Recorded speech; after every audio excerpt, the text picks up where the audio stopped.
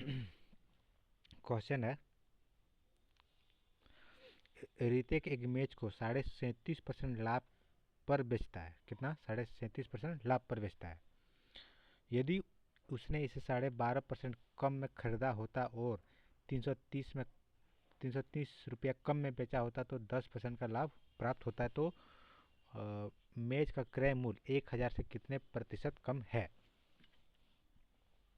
देखो, 37.5% का मतलब होता है 3/8।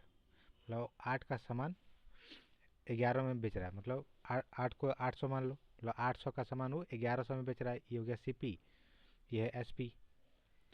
अब वो 12.5% कम में खरीद के लाता है। 12.5% मतलब 1/8 कम में खरीद, मतलब 7/8 में खरीदा, मतलब 700 में खरीद के लाया और 10% लाभ लेता है। तो 700 का 10% लाभ करेंगे तो 770 बनेगा। तो और कितना रुपये कम में खरीद, कितना कम में बेचता है? 330, मतलब 1100 में 770 घटा देंगे तो 330 यूनिट निकलेगा। 330 यूनिट का मान है 330, तो काट देंगे तो एक यूनिट निकलेगा। तो एक यूनिट निकल गया तो 800 से गुना कर दें, मतलब 800 हो जाएगा उसका प्रारंभिक क्रय मूल्य। प्रारंभिक क्रय मूल्य निकलेगा 800 रुपया।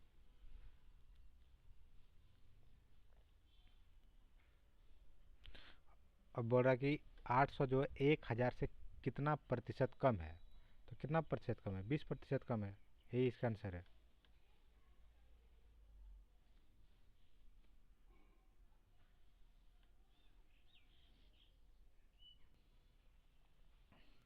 यदि ब्याज की दर 20% वार्षिक है और ब्याज की गणना अर्धवार्षिक चक्रवृद्धि ब्याज पर की जाती है तो 4000 की राशि 3/2 वर्षों में प्राप्त मिश्र धन कितना होगा? तो अर्धवार्षिक जिसे बोला तो रेट हो जाएगा आधा और समय हो जाएगा 3 साल हो जाएगा। ठीक है, क्योंकि समय हो जाएगा 3/2 गुना 2 कर देंगे, 2 से 2 कट गया, मतलब 3 साल आ गया।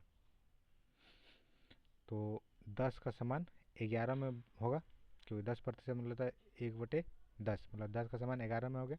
मतलब प्रिंसिपल अगर 10 है तो अमाउंट निकलेगा 11। 3 साल का बात है तो क्यूब कर देंगे तो हो जाएगा इधर 1000, इसका क्यूब करेंगे तो 1331। तो 1000 का मान है 4000, 1000 यूनिट का मान है 4000, तो 4 से गुना हुआ तो 1331 का मान निकालेंगे तो 5324 निकलेगा। यही इसका मिश्रधन है। 10 मीटर लंबे एक खोखले स्टील के पाइप के आंतरिक और बाहरी व्यास 15 सेंटीमीटर और 17 सेंटीमीटर है। यदि इसके पृष्ठ के 1 सेंटीमीटर हिस्से को पेंट करने की लागत 15 पैसा है तो सभी पृष्ठों को पेंट करने की लागत कितनी होगी? तो देखो, सबसे आसान यही है कि इसका 11 का मल्टीपल देख लेंगे। ठीक है, तो 11 से जो सिर्फ यही वाला कट रहा है तो यही इसका आंसर हो जाएगा, नहीं तो निकालने का अलग तरीका है।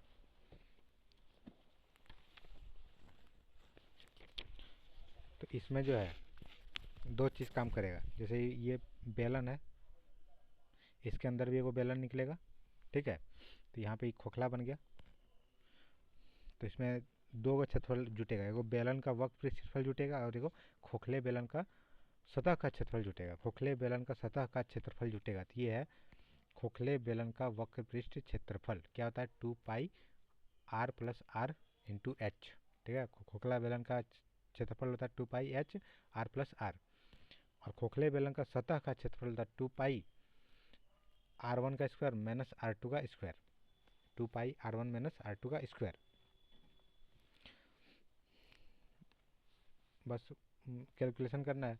ये 2/22/7 हो गया, r1+r2। अच्छा, व्यास दिया 15 सेंटीमीटर और 17 सेंटीमीटर, तो 15 का आधा कितना होता है? 7.5, मतलब आंतरिक त्रिज्या हो गया 7.5 और बाहरी त्रिज्या हो जाएगा 8.5। तो 7.5 और 8.5 जोड़ेंगे तो कितना हो गया? 16।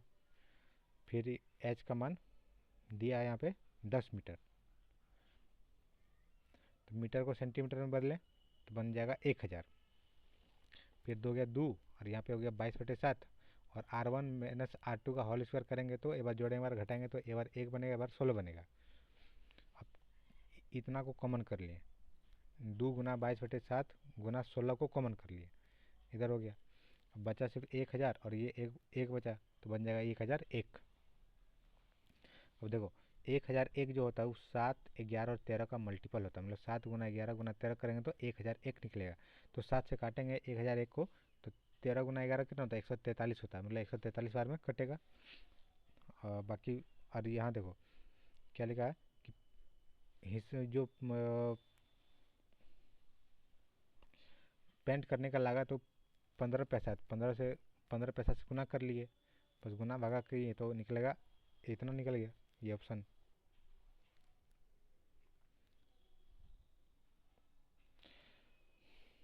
साठ किलोमीटर की दूरी तय करने में अर्जुन रोहित से 2 घंटे अधिक समय लेता है। यदि अर्जुन अपनी चाल को दोगुना कर दे तो वह रोहित से 1 घंटे कम समय लेगा। तो अर्जुन की आरंभिक चाल कितनी है? देखो ये है रोहित और ये है अर्जुन। बोला कि अर्जुन जो है रोहित से 2 घंटे अधिक समय लेता है ना, ये है रोहित ना, ये रोहित हो गया, ये अर्जुन हो गया। मतलब अगर और अर्जुन अगर टी समय ले रहा है, ये है अर्जुन और ये है रोहित। अगर अर्जुन अर्जुन रोहित से 2 घंटे अधिक समय, सॉरी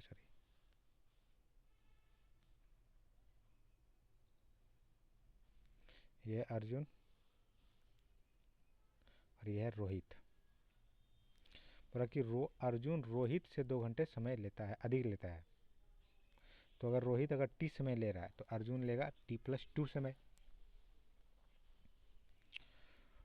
यदि अर्जुन अपनी चाल को दोगुना कर दे तो रोहित से 1 घंटा कम समय लेगा। रोहित से 1 घंटा कम समय लेगा, मतलब ये अगर टी समय ले रहा है तो ये लेगा यहाँ पे t-1 समय लेगा।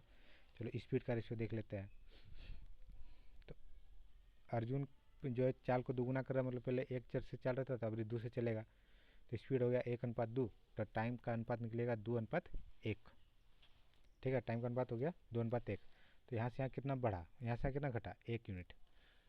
अच्छा, यहाँ कितना हो गया, यहाँ हो गया 3 यूनिट, क्योंकि t+2 और t-1 अगर जोड़ेंगे बराबर करेंगे तो t का मान निकलेगा 3। तो 1 यूनिट का मान निकल जाएगा 3। तो इस 2 यूनिट का मान कितना निकलेगा, 6 घंटा। मतलब अर्जुन को जो है समय लग रहा था 6 घंटा और जाना है इसको 60 किलोमीटर। तो 60/6 कर देंगे तो निकलेगा 10 किलोमीटर/घंटा। वही अगर बोलेगा कि अर्जुन कितना समय लेगा, तो अगर यहाँ पे अगर रोहित कितना समय लेगा, तो अर्जुन अगर 6 घंटा ले रहा है तो रोहित जो है 4 घंटा लेगा।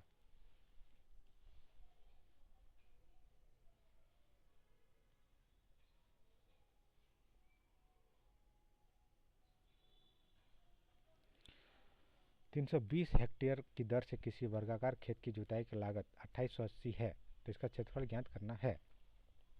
और 1 हेक्टेयर में होता है 10,000 स्क्वायर मीटर। 10,000 स्क्वायर मीटर ना, 10,000 मीटर होता है ना, 10,000 मीटर स्क्वायर। तो वर्ग का क्षेत्रफल था भुजा स्क्वायर, ए स्क्वायर हो गया, और 320 रुपये करके लग रहा है, तो 320 का करके लग रहा है। और कितना पैसा लग जा रहा है टोटल, 2880। काट देंगे इसको तो 9 बार में कट जाएगा, तो मतलब ए स्क्वायर बराबर हो गया 9 हेक्टेयर। 9 हेक्टेयर और 1 हेक्टेयर में 10,000, तो 10,000 से गुना करेंगे तो हो गया 90,000 मीटर स्क्वायर। ये इसका आंसर है।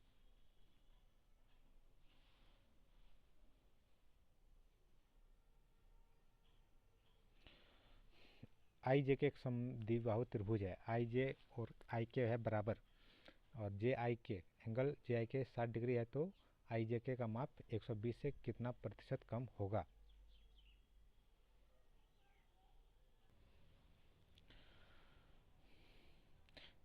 तो आई जे के एक त्रिभुज हो गया, ठीक है, जिसमें आई जे और आई के बराबर है, और इसका मान 60 डिग्री है। इसका मान अगर 60 है तो 120 बचाती है भी 60-60 ले लेगा ना, तो ये एक तरह का समबाहु त्रिभुज हो गया ये। तो बोला कि ये जो 60 जो है 120 से कितना प्रतिशत कम है, तो 50% कम है। सचिन और सहवाग के पास कुल 950 रुपया है। सहवाग से 250 लेने पर सचिन के पास उतनी ही राशि होगी जितनी सहवाग के पास पहले थी। उन राशियों का अनुपात ज्ञात कीजिए जो प्रारंभ में सहवाग और सचिन के पास थी।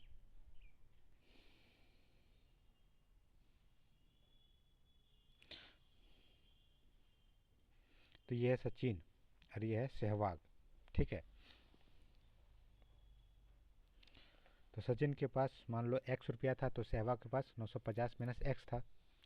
अब क्या, सहवाग से 250 ले लिया सचिन, क्या किया, सहवाग से 250 रुपया ले लिया, तो मतलब x प्लस 250 हो गया। तो सचिन सहवाग के पास कितना बचा अभी, 700 माइनस x बचा। अब बोल रहा है कि 250 लेने के बाद सचिन के पास उतनी ही राशि है जितने सहवाग के पास पहले थी मतलब 950।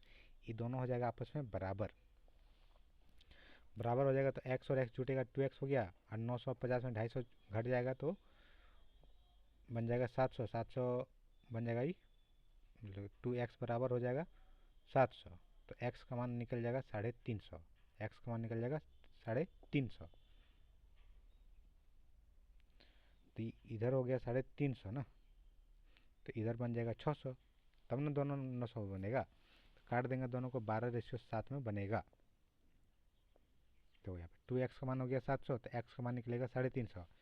तो सचिन के पास हो जाएगा 600 और सहवाग के पास बन जाएगा 350। तो कितना रेशियो हो गया, 12:7। प्रभाव छोटी से छोटी संख्या बताई जो 11, 12, 13, 14, 15 से विभाजित करने पर प्रत्येक स्थिति में शेषफल 2 मिले। ठीक है, तो देखो शेषफल कितना मिल रहा है, 2। तो सब में 2 2 घटा देंगे, 2 घटाएंगे तो यहाँ पे बनेगा 56, यहाँ पे हो जाएगा 58, ये बन जाएगा 60,000, यहाँ पे बन जाएगा 60,000 60। ठीक है, अब देखो यहाँ पे मल्टीपल देख लेते हो, 11 से कौन कट रहा है, 11 से यही वो कट रहा है, बस यही इसका आंसर है। नहीं तो एलसीएम लेंगे फिर इसको करना होगा।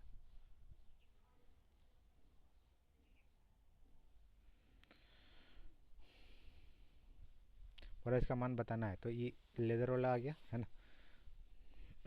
तो यहाँ देखो 1/5 है ना, तो वही लिखे 1/5, 1 5 लिख दिए, और क्या वो एक है, 1 2 3, तो यहाँ पे 1 2 3 सजा दिए। अब 1 और 5 जोड़े तो 6 हो गया, फिर 6 और 5 जोड़े तो 11 हो गया, 11 और 6 जोड़े तो 17 हो गया। तो लास्ट में कितना आ गया, 17 और यहाँ पे 11, यही दोनों को नीचे ऊपर कर लें, मतलब 17 ऊपर में रहेगा, 11 रहेगा नीचुआ में। तो इतना का वैल्यू, इतना का जो वैल्यू है होगा 17/11, और इसका वैल्यू हो जाएगा मतलब दोनों का वैल्यू सेम सेम हो गया, तो ये दोनों एक हो जाएगा। तो एक बराबर हो गया x/2, तो x का मान निकल जाएगा 2।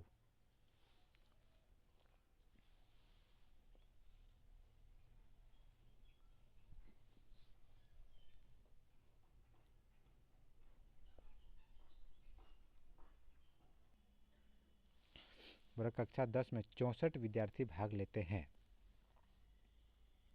यदि लड़कियों की संख्या लड़कों की संख्या से 16 अधिक है, तो भाग लेने वाले लड़कों की संख्या और विद्यार्थियों की कुल संख्या अनुपात कितना है। यदि 64 है, मान लो क्या बोल रहा है, लड़कों की संख्या 16 अधिक है, मतलब लड़का अगर x है तो लड़की हो जाएगा x+16, यही दोनों मिलकर 64 हो रहा है, तो x का मान निकलेगा 24। तो लड़का निकल गया 24, कितना में, 64 में, तो 3/8 इसका आंसर है।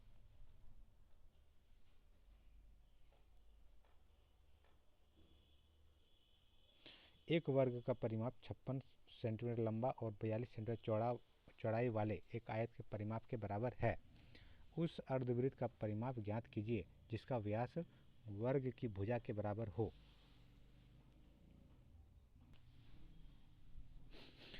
तो आयत का परिमाप होता है 2l+b, ठीक है, और वर्ग का परिमाप होता है 4a, 4a बराबर हो जाएगा 2l+b, मतलब 2 × 98 हो जाएगा, तो a का मान निकलेगा 49।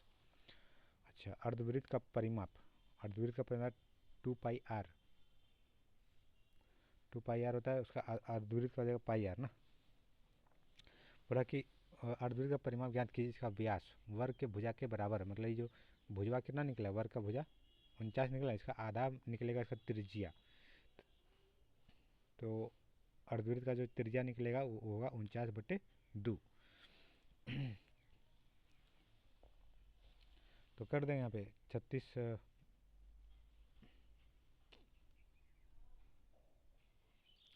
अर्धवृत्त का परिमाप होता है r π+2, r π+2, r π+2, बस r का मान कितना है 49/2, पाई का मान हो जाएगा 22/7 +2। इसको जब कैलकुलेशन करेंगे तो 126 निकल आएगा। तो ये फार्मूला याद रखना, r π+2। कुछ और महत्वपूर्ण देखो, ये है वृत्त है, वृत्त का क्षेत्रफल था पाई आर स्क्वायर।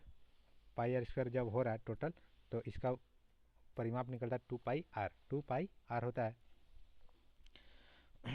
तो हो जाएगा ये 44/7 आर। 44/7 आर कैलकुलेशन कर लेंगे तो परिमाप निकलेगा 44/7 आर। वही जब ये 1/4 हो गया है ना, 1/4 हो गया जो है ना, पाई आर स्क्वायर बटे 4 होगा ना, तो 1/4 हो गया, तो हो गया ये 25/7 आर हो जाएगा इसका परिमाप। 25/7 परिमाप हो जाएगा। वही जब ये 2/3 हो गया, यानी 2 मतलब आज 50% हो गया ना, 50% हो गया तो बन जाएगा 36/7 आर। वही मतलब ये अर्धवृत्त हो गया है ना, अर्धवृत्त हो गया तो क्षेत्रफल भी आधा होगा, तो ये इसका परिमाप निकला 36/7 आर। क्योंकि अभी हम लोग पढ़े वहाँ पे, क्योंकि होता पाई आर पाई सॉरी आर पाई +2, ये होता है अर्धवृत्त का परिमाप। भाई जब 3/4 हो गया है ना, तो 3/4 हो गया तो क्षेत्रफल हो जाएगा 3 पाई आर² बटे 4, लेकिन इसका परिमाप बन जाएगा 47/7 आर। एक ठोस लंबे वृत्तीय शंकु 11.2 सेंटीमीटर ऊंचा है और इसके आधार की त्रिज्या 2.8 सेंटीमीटर है। यदि शंकु को पिघलाया और एक गोले के रूप में ढाला तो गोले का व्यास कितना होगा? तो दोनों का आयतन बराबर करना होगा। तो शंकु का आयतन तो 1/3 पाई आर स्क्वायर एच होता है ना, तो 1/3 हो गया पाई आर स्क्वायर हो गया, और आर इसका मान के ना 2.8, आर स्क्वायर 2.8 गुना 2.8, एच हो गया 11.2 बराबर हो जाएगा इसका आयतन 4/3 पाई आर क्यूब। तो आर का मान निकल जाएगा 2.8, तो इसका व्यास निकलेगा 5.6। एक निश्चित काम को 15 दिन में कर सकता है, बी उसी काम का 1/3 10 दिन में कर सकता है। ए और बी मिलकर 6 दिन में काम करता है और फिर ए छोड़ के चला जाता है। और बी जो है शेष काम सी के साथ मिलकर 8 दिन में पूरा करता है, तो मूल काम को ए और सी मिलकर कितना दिन में पूरा करेगा? तो ए 15 दिन में किया, बी 30 दिन में करता है। क्योंकि 1/3 10 दिन में कर रहा है तो टोटल काम कितना करेगा? बी 30 दिन में। दोनों का एलसीएम कितना हो गया? 30, मतलब ए का क्षमता 2, बी का क्षमता 1 निकलेगा। अब क्या हो रहा है, ए और बी 6 दिन काम किया, तो 2 और 1 3, 3 की वजह से 6 काम कर दिया, मतलब 18 काम कर दिया, बचा कितना? 12। उसके बाद ए चला गया, तो अब बी और सी मिलकर 8 दिन में पूरा कर रहा है। यही 12 काम 8 दिन में हो रहा है, तो 8 दिन से भागा करेंगे तो निकलेगा क्षमता 1.5। क्षमता कितना निकलेगा? 1.5, जिसमें बी का क्षमता है 1, तो सी का क्षमता कितना निकलेगा? 0.5। अब बोला कि मूल काम को ए और सी मिलकर कितना दिन में करे, तो ए का क्षमता है 2 और सी का क्षमता निकलेगा 0.5, तो निकलेगा, दोनों जोड़ देंगे 2.5 हो गया, और 30 काम करना है तो निकलेगा 12 दिन।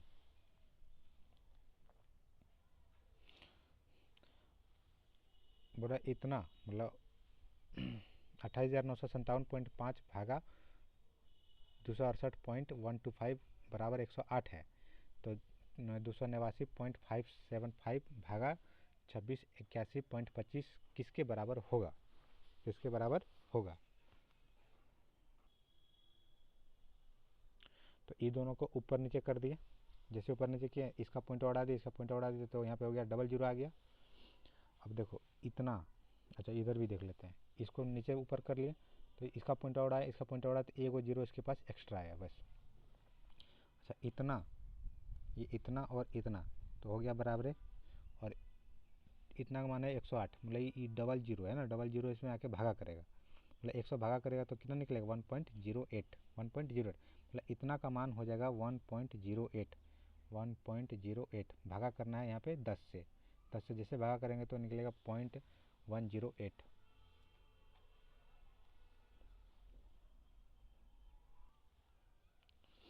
बोला कि रवि के पास 1530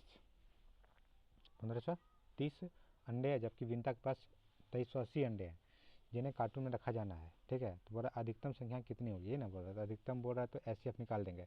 तो 1530 और 2380 का एचसीएफ निकालना है, तो लास्ट में इसके पास 0 0 है, तो 85 और 255 तो होगा नहीं, बचा 340 और 170। तो 340 को 40 से कट जाता है, क्योंकि इसका दहाई अंक जो है 40 से कट रहा है, लेकिन यहाँ पे देखो 30 कटता है, 4 से नहीं कटता है, मतलब ये 340 भी नहीं होगा, तो बचा कौन 170, इसका आंसर हो गया। ब्याज वार्षिक रूप से चक्रवृद्धि होने पर 14,000 की राशि एक निश्चित वार्षिक दर से 2 वर्ष में 18,515 हो जाती है। तो यहाँ पे मूलधन दिया है और मिश्रधन दिया है और समय दिया है, तो यहाँ पे रेट निकालना होगा पहले। तो मूलधन है 14,000 और मिश्रधन हो जाता है 18,515। इसको काट देंगे तो पहले इसको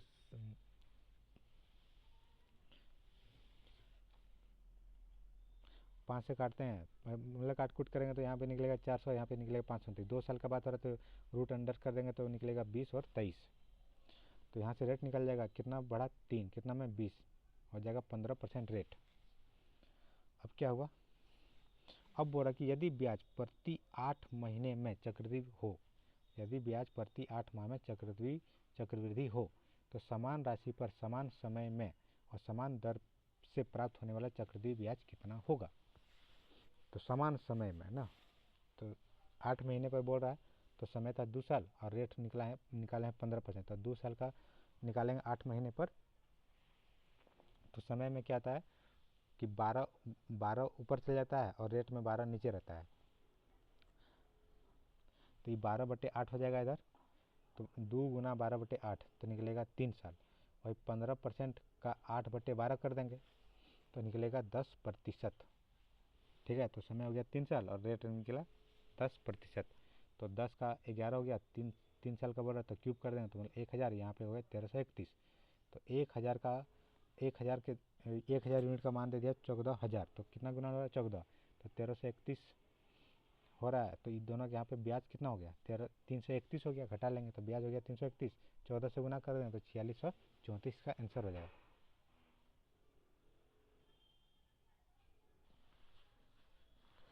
बोला कि ए की आय बी की आय से 25% कम है, जिसकी सी से 40% अधिक है। सी की आय डी से 20% कम है, तो ए की आय सी की आय से कितना प्रतिशत अधिक है। यहाँ पे सी और डी का पहले कंपेरिजन कर लेते हैं। ठीक है, ये ABCD लिख दिया यहाँ पे। बोला कि सी की आय डी से 20% कम है, तो डी अगर 100 है तो सी निकलेगा 80। अच्छा, ए की आय बी की आय से 25%, जिसकी आय सी से 40%, जिसकी किसके लिए आ रहा है, बी के लिए आ रहा है। तो अगर सी अगर 80 है तो बी जो है सी से 40% अधिक है तो निकलेगा 112। और ए का आय जो है बी के आय से 25% कम है, तो 112 का 25% निकाल लेंगे, हटा देंगे तो 84 निकलेगा। तो बोला कि ए की आय सी की आय से कितना प्रतिशत अधिक है, तो ए निकला 84, सी निकला 80, कितना ज़्यादा है 4, कितना 80 में 5% का हो जाएगा इसका आंसर। वह बड़ी से बड़ी संख्या बोला, बड़ी से बड़ी मतलब SCF 536, 1064, 1928 को पूर्णतः विभाजित करेगा।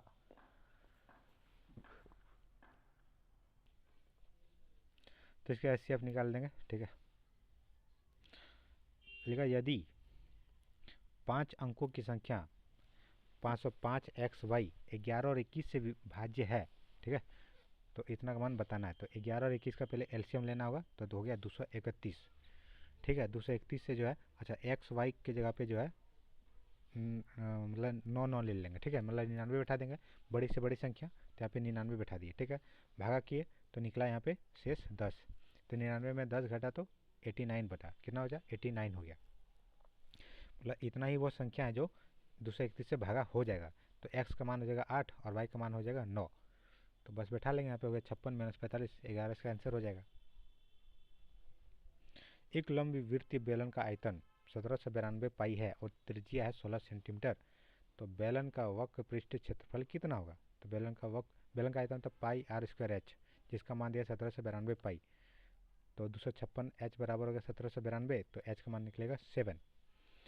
पृष्ठ क्षेत्रफल बोल रहा है, वक्र पृष्ठ होता है तो 2 पाई RH होता है, तो 2 पाई RH हो गया 16 गुना 7 हो जाएगा 224 पाई।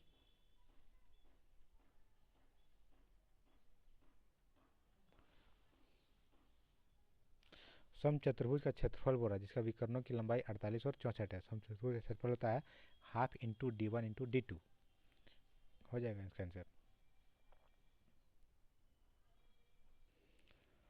बोल रहा x एक निश्चित कार्य को 84 दिन में कर सकता है, y जो है x से 50% कम कार्य कुशल है, जबकि जेड उसी कार्य को करने में 28 दिन का समय लेता है। कार्य को पूरा करने के लिए वाई ने कार्य शुरू किया और 3 दिन के बाद एक्स उसके साथ शामिल हो गया, और जेड शुरुआत से 7 दिन के बाद उसके साथ शामिल हुआ। जेड ने कार्य को पूरा करने के लिए कितना दिन कार्य किया? तो एक्स 84 दिन में कर रहा है, जेड 28 दिन में, तो हो गया 84 टोटल काम। ये हो जाएगा 1, निकलेगा 3। यहाँ पे क्या है ना, पॉइंट पॉइंट में आ रहा है, ठीक है, इसलिए क्या करेगा, जो 84 आया ना, 84 का दुगुना कर देगा, हो जाएगा 168। तो एक्स का क्षमता 2, जेड का क्षमता 6 निकलेगा।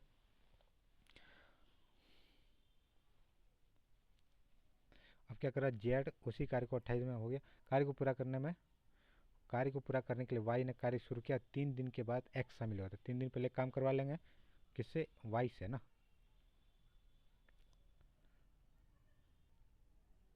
तो एक्स का क्षमता निकला 2, और यहाँ पे बोल रहा कि वाई जो है एक्स से 50% कम है, तो मतलब वाई का क्षमता निकलेगा 1। अब वाई काम किया 3 दिन काम किया, तो बचा कितना? 165 काम। उसके बाद एक्स शामिल हो जाता है, और जेड जो है शुरुआत से 7 दिन के बाद उसके साथ शामिल हुआ।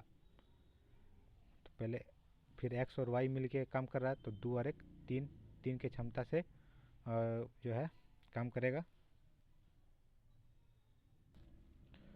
देखो वाई जो है 3 दिन तक काम किया, उसके बाद जो है एक्स आ गया, और 7 दिन के बाद जेड छूटा, मतलब 4 दिन तो दोनों मिलके काम किया एक्स और वाई, तो 4 दिन में 12 काम कर देगा, तो बचेगा कितना? 159। उसका जेड जो है 7 दिन के बाद 7 शामिल हो गया, तो 9 यूनिट के हिसाब से 153 काम करेगा। तो क्या बार में कटेगा? 17। तो वही बोल रहा कि जेड ने कार्य को पूरा करने के लिए कितने दिन कार्य किया? तो 17 दिन काम किया, क्योंकि 17 बार में कट जाएगा 153।